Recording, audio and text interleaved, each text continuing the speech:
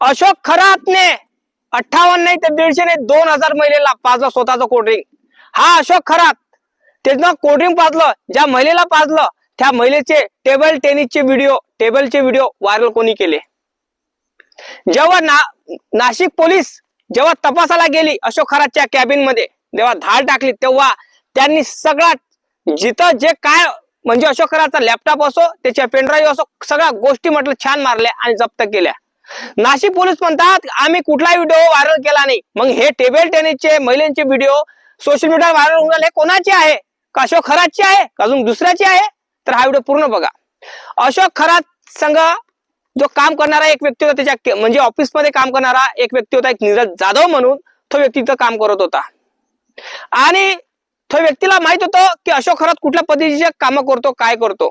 पण एक दिवस काय होते की नीरज जाधवच्याच पत्नीवर अशोक खरातची वाईट नजर गेली.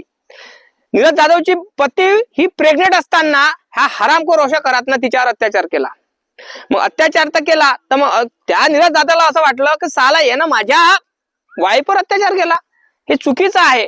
तर त्याने काय केलं की याचा बदला कसा घ्या, रागाच्या भरामध्ये याने व्हिडिओ शूट चालू केले करणं.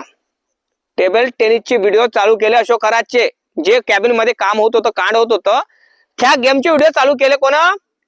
अशोक खरातचे यानं, नीरज जाधवनं. मग नीरज जाधवनं म्हटलं अशोक खरातला की तू मला पैसे दे, मी तुझे व्हिडिओ डिलीट करतो. हा म्हणे मी मला तुला पैसे देऊ शकत नाही. तर हा बिंदास नाशिक पोलीस स्टेशन मध्ये गेला आणि त्याने तक्रार नोंदवली की अशोक खरात अशा पद्धतीचे कांड करतो. तेव्हा त्याला अटक झाली.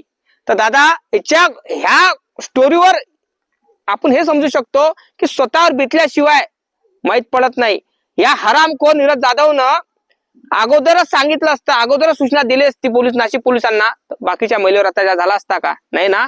तर विचार करा, आपल्याला सोशल मीडियामध्ये जे व्हिडिओ दिसून राहिले हे नीरज जाधवनं व्हायरल केलेले आहे. कळलं का? लाईक करा, चॅनलला सबस्क्राईब करायला विसरू नका.